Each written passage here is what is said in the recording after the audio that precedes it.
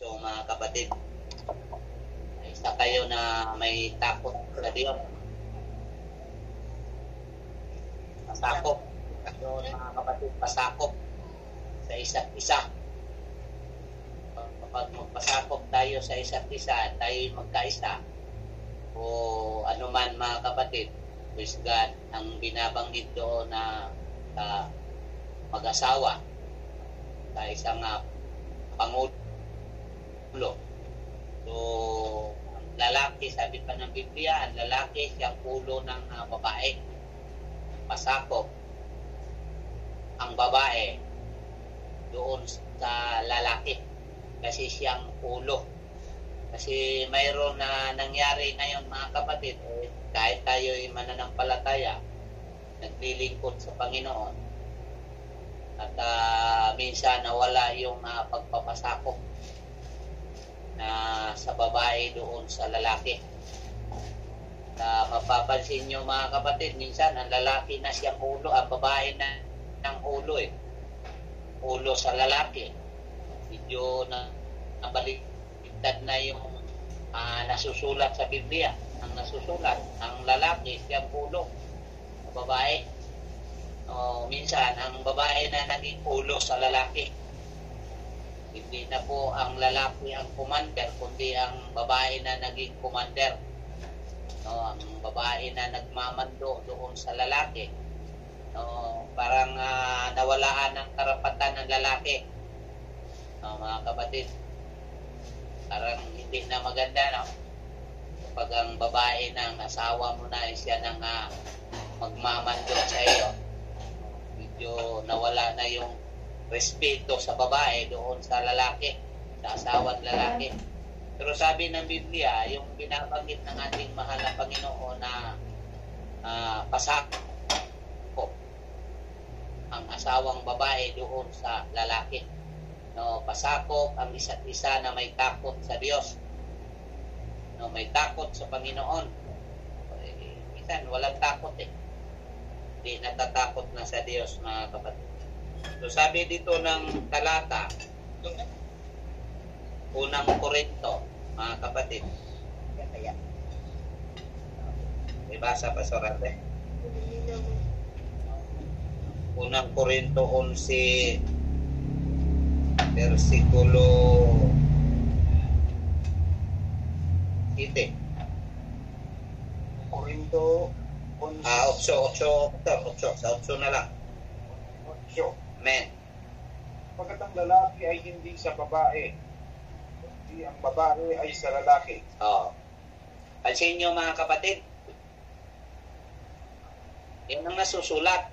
Sabi niya mga kapatid, ang lalaki, sabi doon, sapagkat ang lalaki ay hindi sa babae, kundi ang babae ay sa lalaki. Ibig sabihin doon mga kapatid na simula at nilalang yung Diyos, praise God,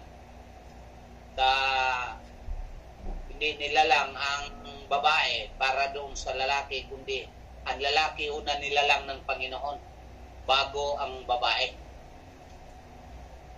Kaya una yung lalaki ginawa ng Diyos mga kapatid. Kaya ang babae dapat magpasakop doon sa lalaki. Kasi siya yung siyang una yung lalaki mga kapatid. Sabi nga dito, kung ating mapansin, sapagkat ang lalaki ay hindi sa babae. Ibig sabihin ng lalaki, hindi para pwede pangunahan doon sa babae. Mga kapatid, kasi siya yung una yung lalaki ang nauna. Nung nilalang ng Diyos, ng pasimula, si Adan at saka si Eva. Una si Adan, bago yung babae. Tuloy, Pastor, ang basa. Sapagkat hindi nilalang ang lalaki dahil sa babae, Amen. ang babae dahil sa lalaki. The Lord. Dahil dito ay nararapat na ang babae ay magkaroon ng kanyang ulo ng tanda ng panghalaan dahil sa mga anghel. Tuloy. Kailanman ang babae ay di maaaring walang lalaki, At ang lalaki ay di maaaring walang babae sa Panginoon. Isipin mo mga kapatid, dapat ano to ibig sabihin nga dito, pantay-pantay parehas O minsan, mga kapatid, ang babae na medyo lalo na sa maging under ang lalaki, medyo ano na ang babae, medyo ang babae na matapang, medyo babae na mga kapatid ang matapang na wala ng respeto doon sa lalaki. Babae na matapang isog na ang babae. Sigaw-sigawan na lang yung lalaki. Kawawa naman yung mga lalaki, mga kapatid. Kaya sabi dito sa Biblia, kailangan ni parehas Okay, sabi dito, malinaw dito mga kapatid balik ang basa, Pastor, sa 11. Gayunman, ang babae ay di maaaring walang lalaki. Oo. At ang lalaki ay di maaaring walang babae sa Panginoon. Dapat yung sabi doon hindi maaari ang lalaki na walang babae, kundi ang babae, hindi din maaari ang babae walang lalaki. Pinagsama nga ng Diyos parehas nga to. Ibig sabihin nito parehas. Kaya lang mga kapatid, minsan sabi nga doon sa Episo na pasakop. Kapag sinabing pasakop ang babae, mga kapatid na may takot sa Diyos, pasakop ang isa't isa na may takot sa Diyos. Dito mga kapatid, sabi niya doon sa Panginoon, kailangan parehas kasi naglilingkod Kapag tayo mananampalataya, naglilingkod sa Panginoon, wala doon yung under Bisaya mga kapatid. Wala doon ang maging hari-hari. Parehas. Ito yung pinagsama ng Panginoon dapat magpasakop doon ang babae sa lalaki. Kung atin pong basahin doon sa Episo, balikan po natin ng Episo 5:22 ng Episo. Mga kapatid, ano po ang sinabi doon? Diyos. Mga babae, pasakop kayo sa inyong sariling asawa. Amen. Gaya ng sa Panginoon. Amen. Malinaw. Malinaw doon mga kapatid, tataw no? Sabi doon mga babae, pasakop kayo sa inyong asawang lalaki, gaya sa Panginoon. Kasi sa isang mananampalataya o Kristiyano, pangit tingnan mga kapatid na kapag medyo i-under natin ang ating mga asawang lalaki. Hindi maganda sa harapan ng mga tao na bilang mananampalataya, bilang Kristiyano, tapos sigawan mo ang iyong asawa yung asawa mo lalaki, sigawan mo sa maraming tao dahil ikaw ang hari. Inisip mo na takot man sa iyo ang asawa mo lalaki, gano'n na lang, sigaw-sigawan mo mga kapatid. Pero sa harapan ng Panginoon, yung sinabi dito malinaw, sinabi niya mga kapatid na pasako yung babae doon sa lalaki. Tuloy ang basa, pasap. Sapagkat ang lalaki ay pangulo ng kanyang asawa. Ano sabi po mga kapatid? Ang lalaki ay pangulo ng kanyang asawa. Gaya naman ni Kristo na pangulo ng Iglesia, na siya rin ang tagapagligtas ng katawan. Kasi ninyo to binabanggit, sapagkat ang lalaki ay pangulo ng kanyang asawa. Ang lalaki. Binabanggit, ang lalaki siya pangulo ng kanyang asawa. Asawang babae ang ibig sabihin dito mga kapatid. yung lalaki siyang pangulo. Hindi po ibig sabihin na ang babae pangulo. Wala pong nakasulat ng babae siya pong pangulo. Lalo na mga kapatid sa mga ginamit sa salita ng Panginoon yung lalaki. Dapat ang babae susuporta doon sa asawang lalaki na lalo na sa ginamit na salita ng Diyos. Mga kapatid, siya yung dapat siya yung ulo sa babae.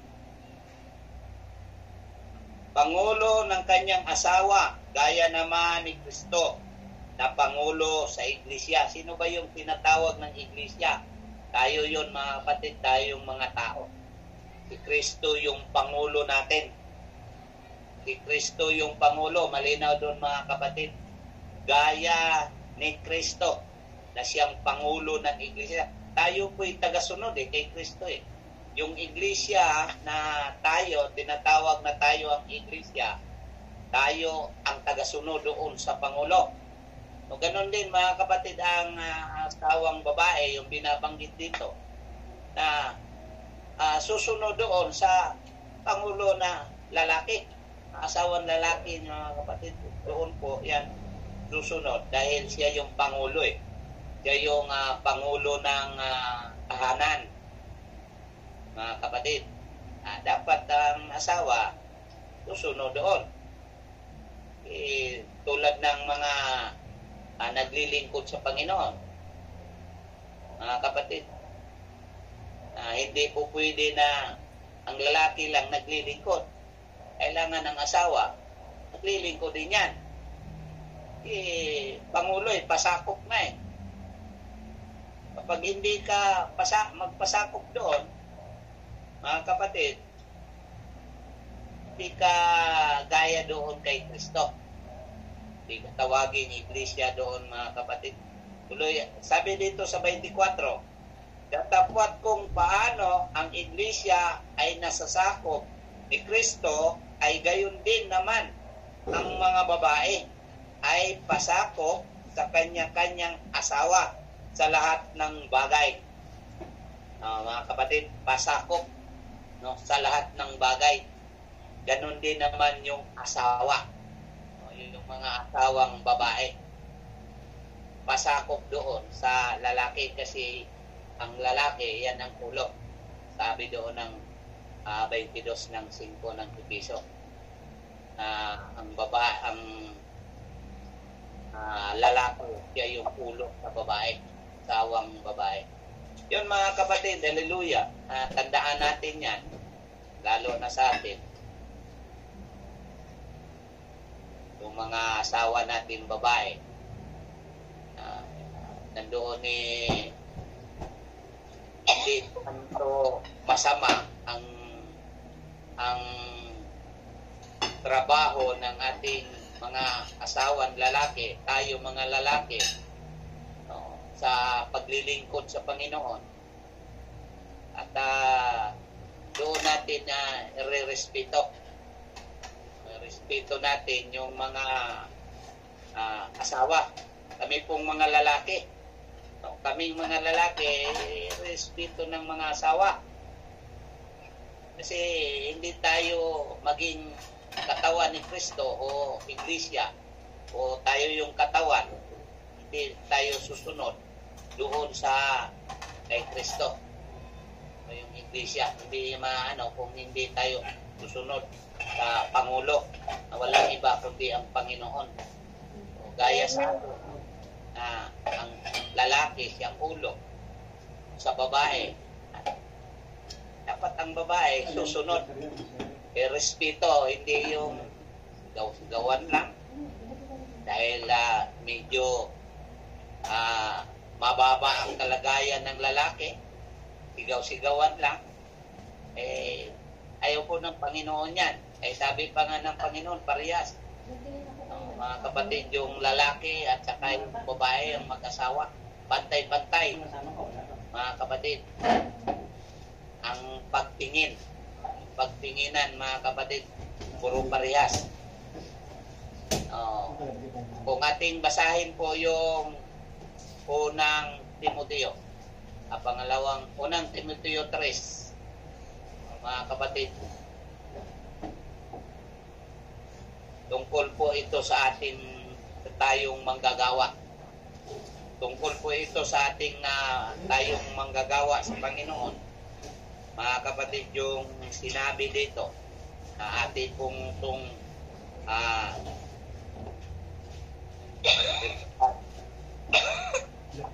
malalaman dito yung binabanggit, mga kapatid, ng ating mahal na Panginoon.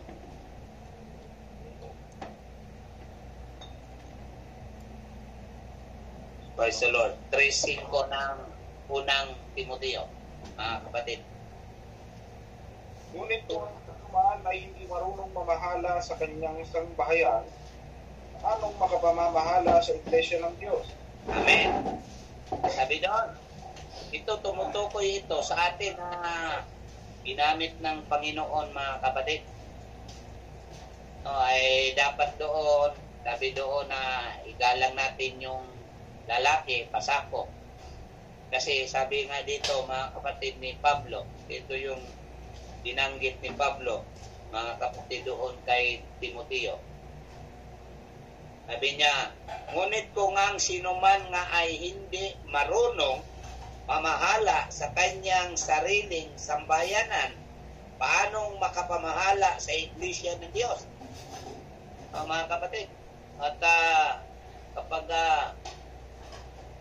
hindi magpasakop ang asawa sa lalaki at maaring mayroong kaguluhan, hindi maganda yung pagsasama. Ibig sabihin dito, mga kapatid, na kapag hindi to sumunod ang babae doon sa asawa ng lalaki, sabi dito, paano makapamahala? Kung hindi mo kaya pamahalaan ang yung sambayan, ito yung pamilya, mag-asawa, mga kapatid. Kung hindi mo kaya mapamahalaan sambayanan, paano ka makapamahala sa Iglesia ng Diyos? Mga kapatid, parang hindi maganda na nangangaral ang isang tao na isang ginamit ng Panginoon at ang asawa hindi pa magpasakop. Hindi lang po ito tumutukoy sa isang manggagawa na sinasabi ng Pablo doon kay Timoteo, kundi sa ating pong lahat. Sabi doon na ang lalaki siyang ulo ng babae, asawang babae. Sabi doon, mga kapatid, na pasakop ang isa't isa na may takot sa Diyos. Kung hindi na magpasakop, walang takot sa Diyos yun, mga kapatid. Sayang lang ang paglilingkod sa Panginoon. At hindi maganda yung aral kung hindi masunod. Yung Ebanghelyo, mga kapatid, haleluya, na hindi man kaya pamahalaan yung sarili niyang sambahayanan. Tuloy, Pastor, ang basa. 6. Okay. 6. Hindi baguhan. Amen. Siya kung magpanalo ay mahulog sa kaparusahan ng diablo. Yun ang mahirap. Mga kapatid, baka mahulog sa kaparusahan ng diablo. Sabi dito, mga kapatid, na yung palalo, salitang palalo, na Kristiyano, yung salitang palalo, kasi pagmamataas. No?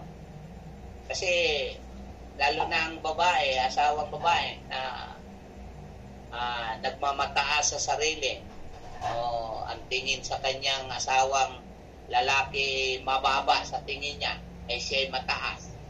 Ito yung palalo.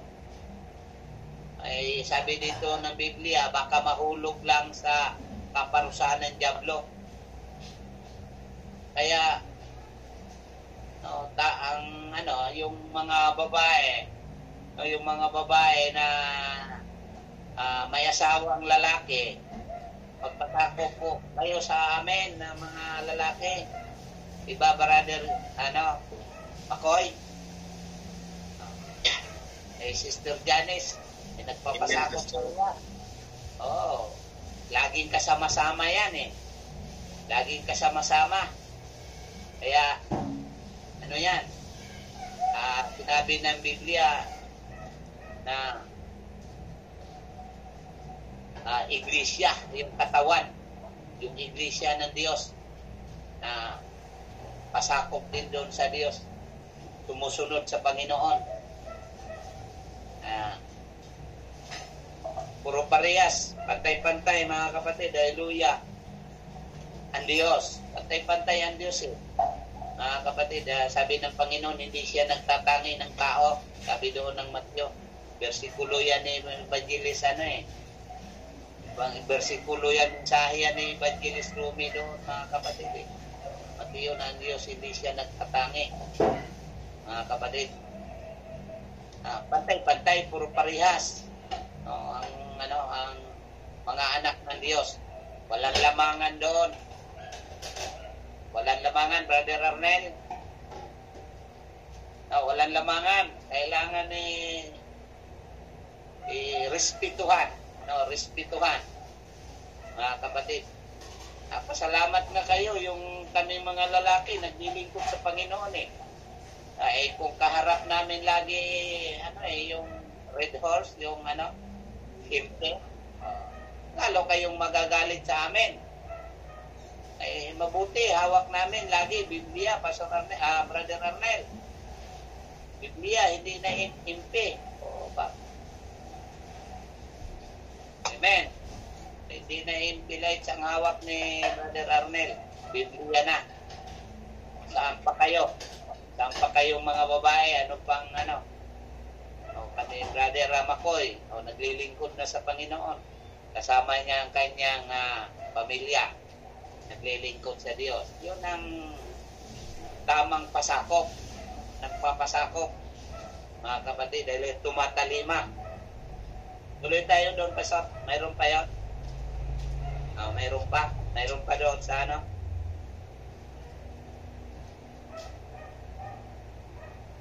Bukod dito, dapat din naman siya ay magkaroon ng mabuting patotoo ng nangasa labas. Amen. Baka mahulog sa kapintasan at sino ng diablo. Amen. Malinaw. Mga kapatid, dapat mayroong patotoo, hindi lang sa loob ng church, pati sa labas sa tao, sa mga tao. Ay sabi ng Pablo doon na Amen. Amen. Master Vicky. Amen. Lord, ay sabi doon ni Pablo, ay dapat mayroong patotoo sa labas. Sabi nga doon sa Hebreos, pakabanalin mo, may doon sa Hebreos 14 pasal. Mayroon doon sa 14 eh. Hebreos, basahin muna natin mga kapatid.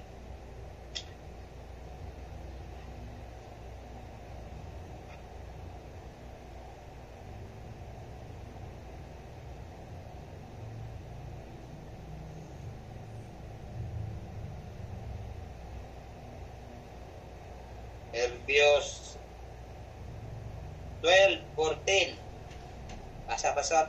Hindi ninyo ang kapayapaan sa Amen. lahat ng mga tao So Lord, at ang pagpapakabanal na kung wala ito, sino man ay hindi makakakita sa Panginoon. sabi niya doon, sundin ninyo, ano doon pasal? Din ang kapayapaan. Sundin ninyo ang kapayapaan sa lahat ng mga tao. Sa lahat. Hindi ibig sabihin, hindi lang sa atin na nakita nila o ipakita natin sa ating kapatiran. Sabi doon, sundin ninyo sa lahat. Sa lahat ng mga tao. Sabi doon, mga kapatid ni Pablo, makikita at makikita nila doon sa labas. Balikan mo pa, sir, doon sa, yung sinabi ni Pablo sa Timothy 7:3-7. Bukod dito, dapat din naman siya magkaroon ng mabuting patotoo. Amen. Nang nangasa labas. Mabuting patotoo. Makita. mayroong mabuting patutuo na sa labas. Kasi kapag ito'y nangangaral na hindi makita man lang o makita sa'yo na mayroong kang patutuo, parang sabi doon ni Pablo na parang lang batingaw. Parang ganun lang mga kapatid, na walang patutuo, walang katotohanan, walang nakikita. Mga kapatid, pero kung ang pagsunod, yung pagtupad, yung katotohanan, nagiging patutuo, mga kapatid, hindi lang doon sa loob ng church ang ating ginagawa, pati doon sa labas na makikita ng mga tao. Amen. Makita nila yung ating ng palataya. Makita nila na nagpapasakop tayo. No, nagpapasakop tayo sa ating asawa, sa nagkakaisa tayo sa isa't isa natin, at higit sa ating mahal na Panginoon na nandoon yung patutuo, yung katotohanan, mga kapatid, na makita ng mga tao dahil tayo po ang tinatawag na ilaw. Tayo po ang ilaw. Nasa atin po ang liwanag, yung salita ng Panginoon. Yung ating pagsunod sa Diyos, na nandoon yung liwanag nakita sa atin. Ganun na lang mga kapatid, maraming salamat sa inyong lahat. So, palakpakan po natin ang ating mahal na Panginoon. Muna sa ating pong nabasa nung una. Sabi doon na pasakop ang isa't isa na may takot sa Diyos. Mga kapatid, malinaw doon, pasakop ang isa't isa na may takot sa Diyos. Ito po ang salita, tinutukoy po ito sa atin, sa ating pong paglilingkod sa ating mahal na Panginoon. Purihin ng Diyos mga kapatid, maraming salamat. Magandang gabi sa inyong lahat. Magandang gabi sa ating butihing Pastor Walter, sa ating nakikinig, sa ating online. Praise God. Sana higit sa nagbubukas ng mga kamera, nakita tayo.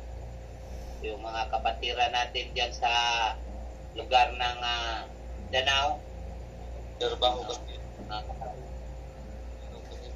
sa ating butihing kapatid, Sir Eva, yun ang Panginoon na magpalatulong. Salamat sa Panginoon na sama natin sila. Yung pamilya Gastador, yung kanyang misis, mga kapatid. Puri ng Diyos. At balik ko na mga kapatid doon sa ating MC. God.